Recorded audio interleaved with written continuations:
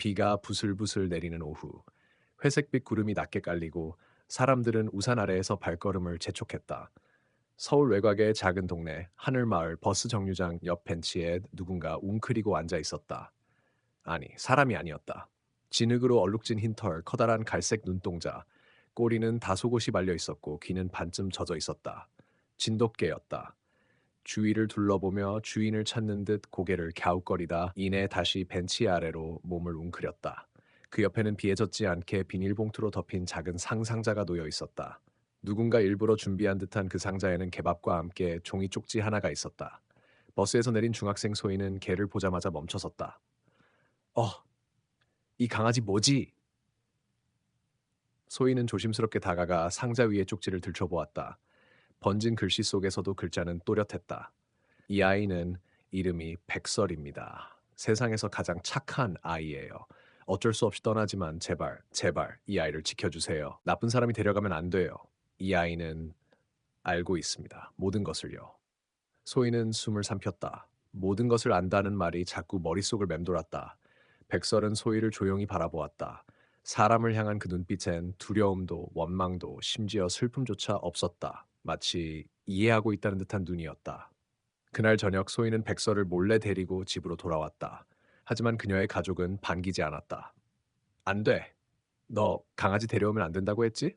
우리가 어떻게 감당해? 하지만 이 아이를 다시 버스 정류장에 두면 분명 무슨 일이 생길 거예요. 소희는 울먹이며 종이 쪽지를 내밀었다. 어머니는 그것을 읽고 한참 동안 아무 말도 하지 못했다. 그날 밤 백설은 마당 구석에서 잠을 청했다. 낯선 장소임에도 불구하고 그는 전혀 두려워하지 않았다. 오히려 뭔가를 기다리는 듯 귀를 곧게 세우고 있었다. 그리고 다음 날 아침 마을에는 이상한 소문이 퍼지기 시작했다. 들었어? 하늘마을 근처에서 밤에 비명 소리가 들렸다던데. 근처에서 이상한 사람이 돌아다닌대. 강아지를 찾는 사람처럼 눈빛이 이상했다나 봐. 그날 이후로도 마을 사람들은 밤마다 들리는 발소리, 울음소리, 그리고 흰 개의 울부짖음에 불안에 떨기 시작했다. 하지만 정작 백설은 매일 아침 조용히 앉아 있었다. 마치 누군가를 기다리듯. 그리고 며칠 뒤 누군가가 버스 정류장 근처에서 낡은 핸드폰을 발견했다. 그 안에는 마지막으로 녹음된 음성 파일 하나가 있었다. 만약 이 메시지를 듣고 있다면 제발 백설을 지켜주세요. 그 아이는 단순한 개가 아니에요. 그 아이는 녹음은 중간에서 끊겼다. 소희는 이제 확신했다. 백설은 단순히 유기견이 아니었다. 그는 무언가를 알고 있었다. 그리고 무언가를 숨기고 있다. 하늘마을 마을회관 오후 3시.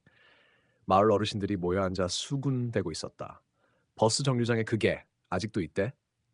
아니, 요즘은 그 소년의 집에 있다더만.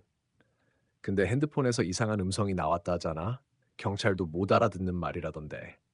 소희는 핸드폰을 들고 마을 회관을 나섰다. 그녀는 그것을 경찰서에 넘기기 전 다시 한번 들어보고 싶었다.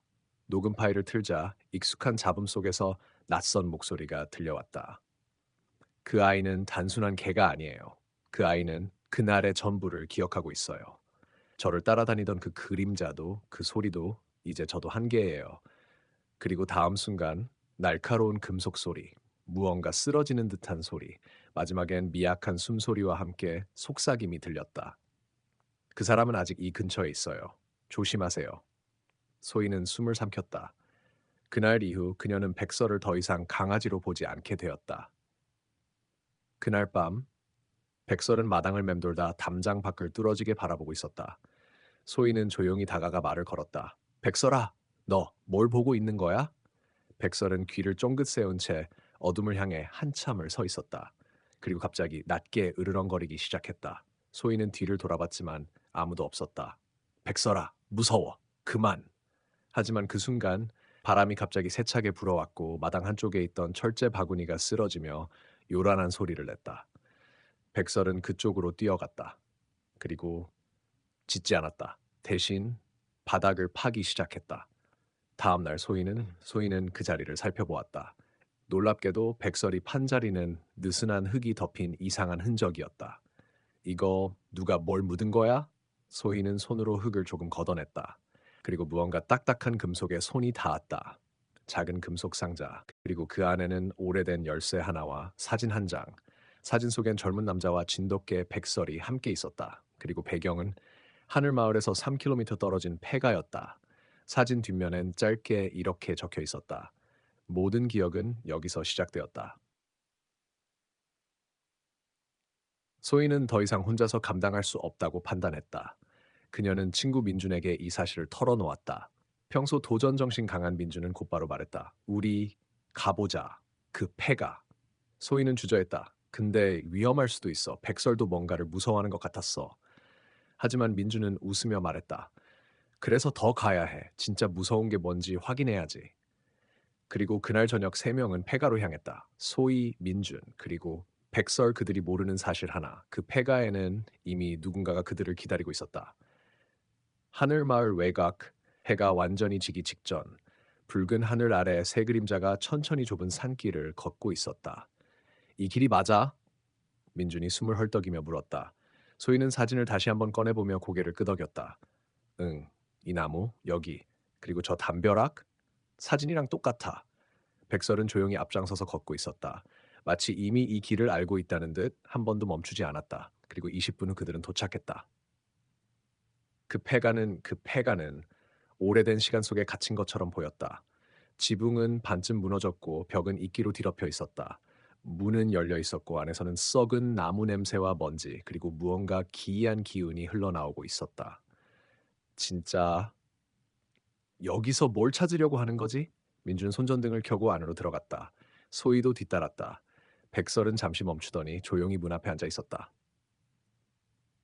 그리고 다시 낮은 소리로 으르렁거렸다. 소희는 백설의 행동에 이상함을 느끼고 말했다. 왜 안 들어가? 무서워? 하지만 그 순간 문이 스르륵 혼자서 닫혔다. 헉!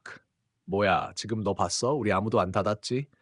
민주는 문을 열려고 했지만 움직이지 않았다. 그리고 그 안에서 소리가 들리기 시작했다.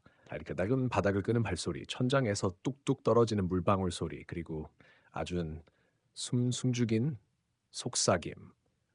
왜 돌아왔니? 민주는 손전등을 흔들며 소리를 질렀다. 누구야? 장난치지 마!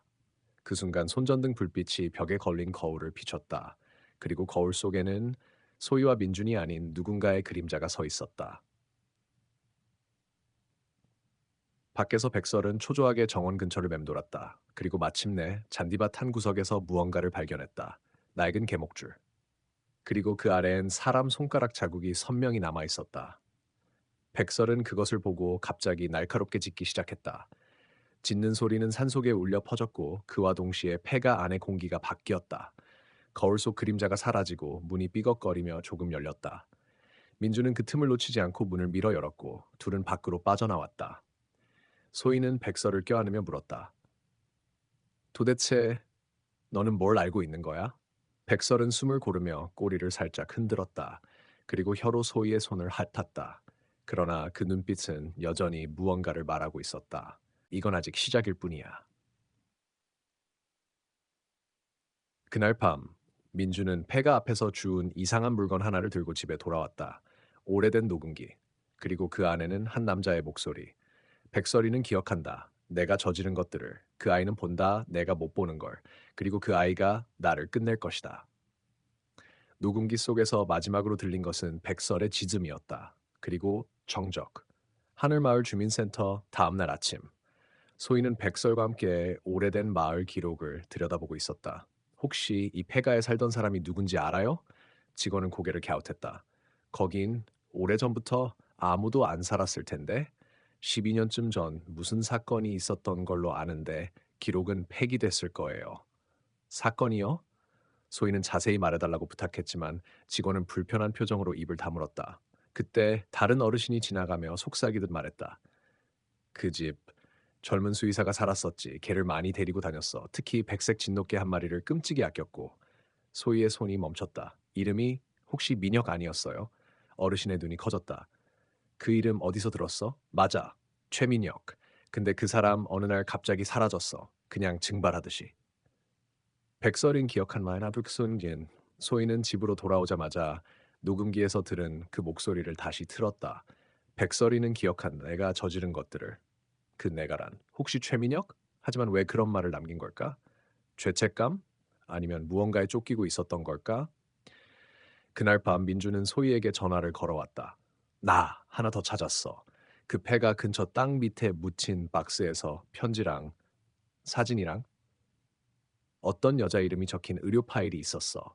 소희는 숨을 삼켰다. 여자 이름? 응, 강유리. 사진엔 그 수의사랑 같이 찍힌 모습이 있어. 근데 그 여자의 얼굴이 이상해. 이상하다니? 눈동자가 비정상적으로 흐릿해. 마치 감정을 전혀 느끼지 못하는 사람 같았어. 다음날 소희와 민주는 함께 병원 기록을 추적했다. 강유리는 2008년 정신병원에 입원한 기록이 있었고 보호자란 칸에는 이렇게 적혀 있었다. 보호자명 최민혁. 증상 시민성 실어증 폭력적 반응 야간 공포. 참고사항 백색 진돗개와의 분리 시 발작 유발. 둘은 서로를 바라보았다. 백설? 백설아. 그날 저녁 소희는 다시 한번 백설과 산책을 나갔다. 그리고 폐가 근처에서 백설은 갑자기 방향을 틀어 산속 깊숙한 솔길로 걸어갔다. 소희는 백설을 따라가며 불안한 기분을 떨칠 수 없었다. 그 길은 어디로 이어질지 알 수 없는 낯선 길이었다. 그리고 마침내 오래된 버스 정류장 하나가 모습을 드러냈다. 거기엔 이미 누군가 앉아 있었다. 그는 고개를 숙인 채 백설을 바라보았다. 백설은 짖지도 않고 천천히 그 남자에게 다가갔다. 그리고 그의 발치에 조용히 앉았다. 소희는 천천히 다가가 조심스레 물었다. 혹시 당신이 최민혁 씨세요? 그는 고개를 천천히 들었다. 눈은 피로에 찌들어 있었고 입술은 말라붙어 있었다. 하지만 그 얼굴은 사진 속 그와 똑같았다. 나를 어떻게 찾았죠? 목소리는 쉰 듯하면서도 어딘가 따뜻했다. 백설이 당신을 찾았어요. 그는 백설의 머리를 쓰다듬었다. 그래, 넌 기억하고 있었구나. 그날 내가 널 여기 남겼던 걸. 그리고 그는 고개를 돌려 소희를 바라보며 말했다. 그 아이, 유리, 아직 살아있어요. 하지만 그건 좋은 소식이 아닐 수도 있어요. 소희는 숨을 멈췄다. 왜요? 최민혁은 한참을 침묵하다가 말했다. 그녀는 사람이 아니게 됐어요. 그녀는 사람이 아니게 됐어요. 최민혁의 말은 어둠보다 무거웠다. 소희는 침을 삼키며 물었다. 무슨 말씀이시죠? 유리 씨는 아직 살아있다고 하셨잖아요. 그는 고개를 끄덕였다. 살아있어요. 하지만 정상적인 존재가 아니에요. 그녀는 진돗개 오감하는 능력을 가졌지만 동시에 위험했죠. 백설도 그녀를 두려워했어요. 민혁은 폐허가 된 정류장 벤치에 앉아 천천히 이야기를 시작했다. 2008년 그는 유리와 함께 살고 있었다. 그녀는 외로웠고 감정 표현이 서툴렀다. 사람들과는 거의 말을 나누지 못했지만 개들과는 특별한 교감을 나눴다. 특히 백설과는 거의 영혼이 연결된 듯한 관계였다. 하지만 어느 날부터 그녀는 밤마다 이상한 행동을 보이기 시작했다. 벽을 긁거나 혼잣말을 하고 백설에게 어떤 명령을 내리는 듯한 행동들. 민혁은 처음엔 스트레스 때문이라 생각했지만 어느 순간 동네 개들이 하나씩 사라지기 시작했다. 백설이 울부짖으며 날 깨운 날이 있었어요. 민혁은 중얼거렸다. 그날 집 뒤편에서 피 묻은 천조각이 발견됐고 그 위엔 유리의 옷이 있었어요. 소희는 몸을 떨었다. 그럼 유리가 무슨 일을 벌인 건가요? 그건 지금도 확신할 수 없어요. 하지만 그녀가 내게 했던 마지막 말은 잊히지가 않아요. 민혁은 눈을 감았다. 백설은 다 알고 있어. 내가 뭘 했는지. 너도 언젠가 다 알게 될 거야. 그녀는 자신이 사람이라는 걸 점점 잊어갔어요. 자신을 백설과 같은 존재로 여기기 시작했죠. 그리고 마침내 어느 날 백설을 데리고 사라졌어요. 그 후 며칠 뒤 버스 정류장에서 백설만이 돌아왔고 곁엔 유리의 머리끈과 그 쪽지가 있었다. 나는 이 존재를 버립니다. 이 개는 이제 인간보다 인간답습니다. 나보다 더 많은 걸 기억하고 더 많이 느끼니까요. 내가 백설을 버린 게 아니에요. 민혁은 소희를 바라보며 말했다. 나는 유리에게서 백설을 숨긴 겁니다. 그는 소희에게 사진 하나를 내밀었다. 사진 속엔 유리가 눈을 감은 채 무언가를 껴안고 있었고 그 뒤로 흐릿한 실루엣이 사람도 짐승도 아닌 형상으로 서 있었다. 이건 그녀가 마지막으로 찍은 사진이에요. 그 형체, 그게 유리의 내면이었을지도 모르죠. 그 순간 백설이 방향을 틀고 산 쪽으로 몸을 돌렸다. 그리고 갑자기 으르렁거리기 시작했다. 왜 이래, 백설아? 소희가 다가서려 하자 민혁이 막았다. 이건 그때와 똑같은 반응이야. 그가 몸을 굳히고 말끝을 흐렸다. 저 멀리 숲속에서 흰 그림자 하나가 모습을 드러냈다. 그리고 사람의 형체처럼 보이는 그 존재는 네 발로 기어 다가오고 있었다. 소희 씨, 뒤로 물러나요. 지금 당장. 뭐죠 저건? 민혁의 목소리는 떨리고 있었다. 그녀가 돌아왔어요. 그런데 유리가 아닌 무언가로. 숲속에서 기어 나오는 그림자. 그림자. 백설은 낮게 으렁거리며 소희 앞에 섰다. 민혁은 조용히 손을 들어 소희를 뒤로 물렸다. 그녀일 수도 있지만 그녀가 아닐 수도 있어요. 그의 목소리는 낮고 단호했다. 형체는 점점 가까워졌다. 달빛 아래 드러난 그것은 인간의 얼굴을 하고 있었지만 눈빛은 짐승 그 자체였다. 기억하고 있어? 유리, 씨? 소희가 조심스럽게 부르자 그 존재는 멈춰섰다. 기억해. 쉰 듯한 목소리가 숲속을 갈랐다. 백설이는 기억하고 있어. 그 형체는 천천히 고개를 갸웃하며 웃었다. 네가 날 버린 게 아니야. 내가 너희를 버린 거야. 백설이 짖기 시작했다. 날카롭고 울부짖는 듯한 소리. 그리고 그 순간 그 형체가 네 발로 뛰어들었다. 짐승 같은. 도망쳐요. 민혁이 소희를 밀치며 외쳤고 백설은 그 형체 앞을 가로막고 날아올랐다. 짧은 충돌 그리고 피. 하얀 털이 흩날리고 짐승 같은 비명이 울려 퍼졌다. 형체는 비틀거리더니 다시 숲속으로 사라졌다. 민혁은 백설을 끌어안았다. 많이 다쳤어. 안 돼, 제발. 소희는 벌벌 떨며 핸드폰을 꺼내 119에 전화했다. 그러나 화면엔 서비스 없음이라는 메시지만 뜨고 있었다. 밤은 더욱 짙어졌고 숲은 이상할 만큼 조용했다. 세 사람은 민혁의 오두막으로 몸을 피했다. 소희는 붕대를 꺼내 백설의 상처를 감쌌다. 진짜 그게 유리 씨였던 걸까요?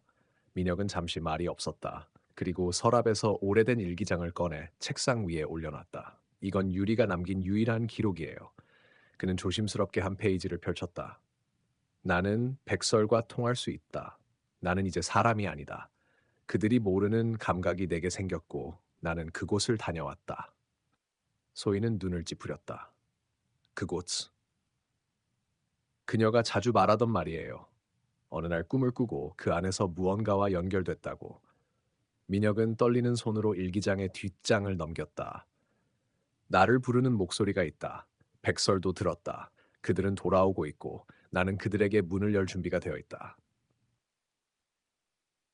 그 순간 백설이 고개를 번쩍 들었다. 그리고 창문 쪽을 향해 다시 으렁거리기 시작했다.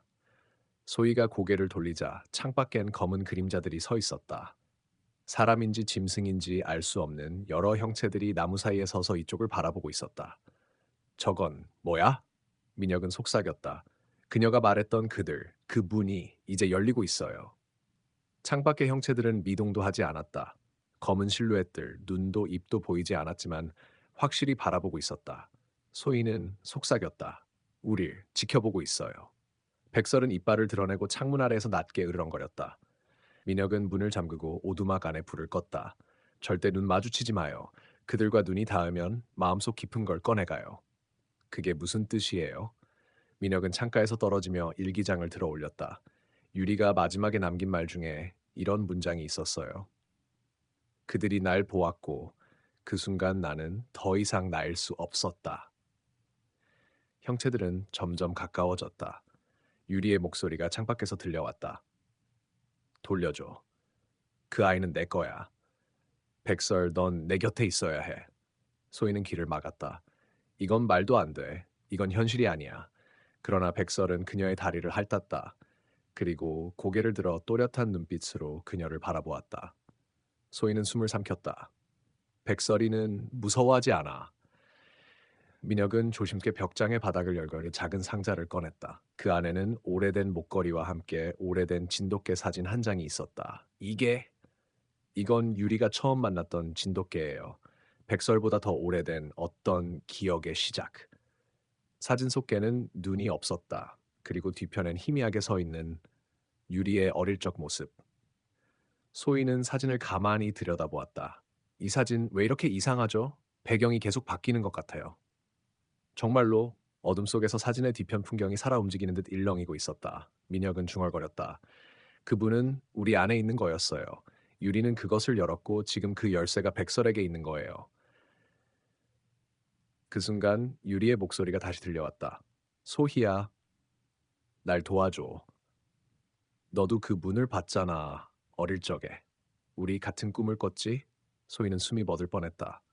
어떻게 내 꿈을 알아? 민혁이 놀란 눈으로 소희를 바라봤다. 설마 당신도 본 거예요? 소희는 고개를 천천히 끄덕였다. 어릴 때 항상 같은 꿈을 꿨어요. 흰 개가 나를 이끌고 나무 사이로 문을 지나가는 꿈. 그 문 뒤엔 사람이 아닌 존재들이 있었어요. 창밖에서 형체들 중 하나가 문을 두드렸다. 툭, 툭, 툭, 툭, 툭. 백설이 일어섰다. 그리고 민혁과 소희를 번갈아 바라보았다. 그 눈빛은 명확했다. 지금이야. 민혁이 속삭였다. 백설이 우리에게 뭘 보여주려는 것 같아요. 소희는 백설의 옆에 앉았다. 백설은 그녀의 이마에 가볍게 코를 대었다. 그 순간 세상이 멈췄다. 오두막은 사라지고 온통 하얀 안개 속, 그리고 그 안개 너머에 똑같이 생긴 두 개의 문이 서 있었다. 하나는 무채색, 하나는 붉은빛. 그때 유리의 목소리가 다시 울렸다. 어떤 문을 열지 선택해. 하지만 네가 열면 되돌릴 수 없어. 하얀 안개 속에서 두 개의 문이 서 있었다. 왼쪽의 문은 무채색으로 마치 기억을 잊은 듯 텅 비어 있었고 오른쪽의 문은 붉은빛이 서려 있었다. 피처럼 선명하고 불안하게 빛났다. 소희는 백설을 바라보았다. 어느 문을 열라는 거야? 백설은 조용히 왼쪽 문 앞에 앉았다. 민혁은 고개를 저었다. 왼쪽은 유리가 지우려 했던 세계예요. 자신의 과거를 봉인하기 위해 만든 문. 그걸 열면 우리도 모든 걸 잊게 돼요. 그럼 오른쪽은요? 그 문은 진실을 마주하는 문. 하지만 진실이 항상 우리 편은 아니에요. 소희는 숨을 삼켰다. 근데 유리는 왜 이 문들을 우리 앞에 놓은 걸까요? 백설이 잠시 민혁을 바라보더니 다시 문 쪽을 향해 짖었다. 그 소리는 명확한 신호였다. 지금 선택해야 해요. 민혁은 단호하게 말했다. 땅이 갈라길. 소희는 눈을 감고 한 걸음 내디뎠다. 그녀가 선택한 건 붉은 문이었다. 손을 문고리에 올린 순간 주위가 흔들리기 시작했다. 땅이 갈라지고 하얀 안개는 거칠게 휘몰아쳤다. 백설이 뒤따라 발을 내딛었고 민혁도 그녀의 손을 잡고 함께 들어섰다. 그리고 그들은 문 너머의 세계로 떨어졌다. 그곳은 숲이었다. 하지만 지금껏 본 어떤 숲보다도 깊고 고요하고 무언가 살아 숨쉬는 듯한 기억의 숲. 소희는 속삭였다. 여기 나 어릴 적에 왔던 곳 같아. 민혁은 조심스럽게 나무 껍질을 손으로 만졌다. 나무엔 문양이 새겨져 있었다. 진돗개의 눈을 닮은 고리, 그리고 그 아래 유리의 이름이 새겨져 있었다. 갑자기 뒤에서 낯선 울음소리가 들렸다. 끼악! 소희는 놀라 돌아섰다. 그들 앞에 어린 유리가 서 있었다. 하지만 얼굴은 깨진 도자기처럼 조각나 있었고 눈동자 대신 까만 구멍이 있었다. 왜? 나를 떠났어? 왜? 나만 기억하게 했어? 백설이 그 앞을 막아서며 짖었다. 그러자 형체는 비명을 지르며 산산조각났다.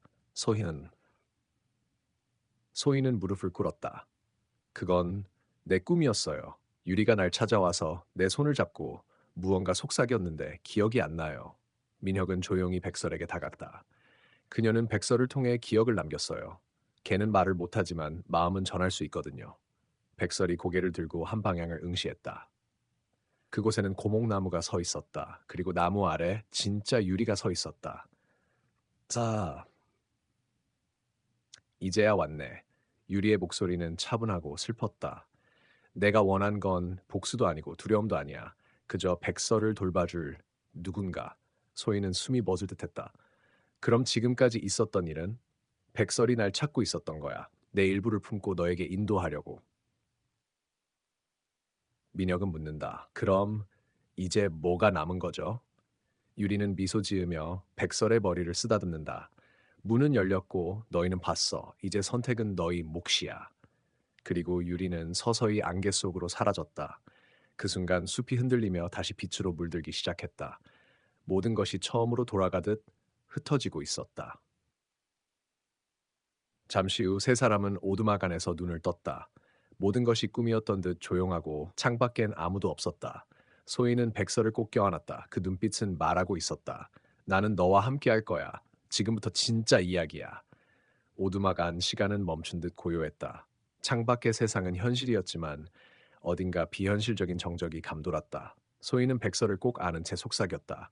이젠 끝난 거야. 그렇지 백설아. 하지만 백설은 눈을 감은 채 미동도 없었다. 민혁이 다급히 맥을 짚었다.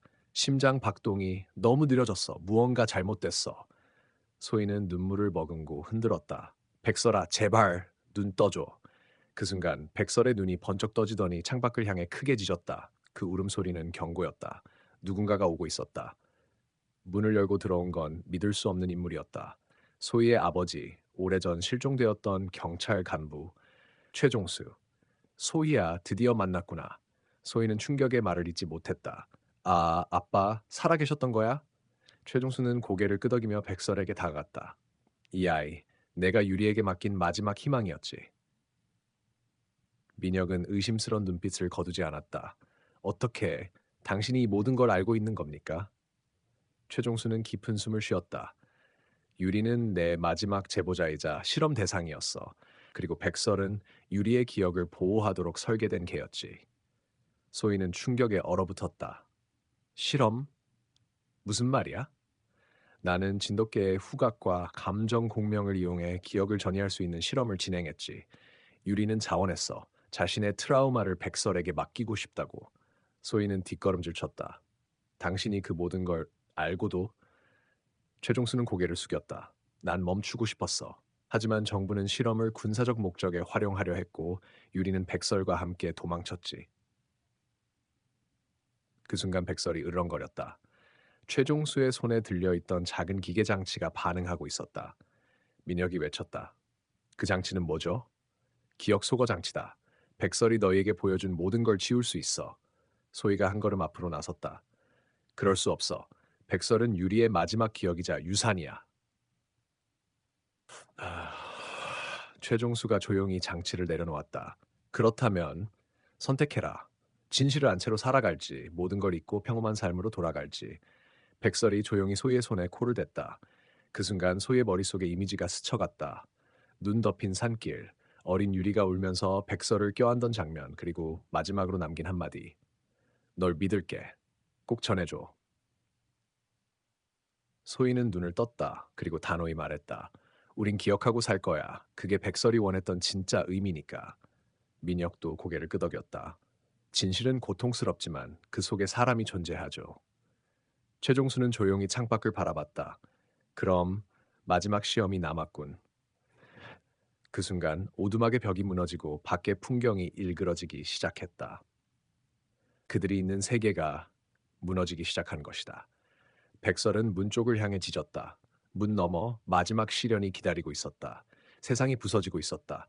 오두막은 흔들렸고 창밖의 풍경은 마치 꿈처럼 허물어졌다. 하늘은 거꾸로 뒤집히고 나무는 연기처럼 사라졌다. 이건 기억의 붕괴야. 최종수는 떨리는 목소리로 말했다. 백설이 품고 있던 기억이 임계점을 넘었어. 이제 선택해야 해. 백설과 함께 이 세계를 떠나든지 아니면 기억을 소거하고 현실로 돌아가든지. 백설은 조용히 소희를 바라봤다. 그 눈빛엔 수많은 이야기와 감정이 담겨 있었다. 유리의 고통, 사랑, 외로움, 그리고 신뢰. 소희는 백설을 안았다. 난 떠나지 않아. 백설이 품고 있는 기억을 끝까지 지킬 거야. 민혁도 고개를 끄덕이며 그녀의 옆에 섰다. 같이 하자. 이건 우리 모두의 진실이야. 그 순간 백설이 크게 짖자 눈부신 빛이 문 너머에서 피어났다. 문이 열린 것이다. 최종수는 조용히 장치를 꺼내 손에 쥐었다. 이 문을 지나면 백설은 더 이상 이 세계에 머무를 수 없어. 그 기억의 짐은 너희에게 전가될 거다. 소희는 단호히 말했다. 괜찮아요. 그게 진짜로 살아있다는 증거라면. 세 사람과 한 마리의 진돗개는 문을 향해 걸었다. 하지만 문에 다다르는 순간 백설이 멈춰섰다. 왜? 같이 가야지 백설아. 소희가 당황해 외쳤다. 백설은 조용히 고개를 흔들었다. 그리고 천천히 뒷걸음질 쳤다. 헌해졌다. 그 눈빛은 말하고 있었다. 여기까지가 내 마지막 길이야. 순간 소희의 머릿속에 마지막 기억이 전해졌다. 어린 유리가 백설에게 말하던 장면, 내가 사라져도 괜찮아. 넌 언젠가 누군가를 지킬 거야. 그게 네가 태어난 이유니까. 눈물로 얼굴이 흐려졌다. 소희는 무릎 꿇고 울부짖었다. 안 돼. 제발 가지 마. 백설은 조용히 다가와 그녀의 손등에 마지막으로 입을 맞췄다. 그리고 빛 속으로 걸어 들어갔다. 빛이 사라지고 문은 천천히 닫혔다. 세계는 조용해졌다. 눈을 떴을 때 소희와 민혁은 버스 정류장 벤치에 앉아 있었다. 손에는 쪽지가 쥐어져 있었다. 쪽지엔 이렇게 적혀 있었다. 진실은 언제나 마음속에 있습니다. 이 아이가 그걸 전해주길 바랍니다. 백설이를 부탁드립니다. 유리. 그날 이후 그 버스 정류장은 기억의 정류장이라 불리게 되었다. 그리고 한 소녀와 한 형사는 버려진 동물들을 돌보는 작은 보호소를 세웠다. 그곳 입구엔 백설의 모습이 새겨진 동상이 있었다. 언제나 그 자리에서 사람들을 맞이하며 잊지 말아야 할 이야기를 전하고 있었다.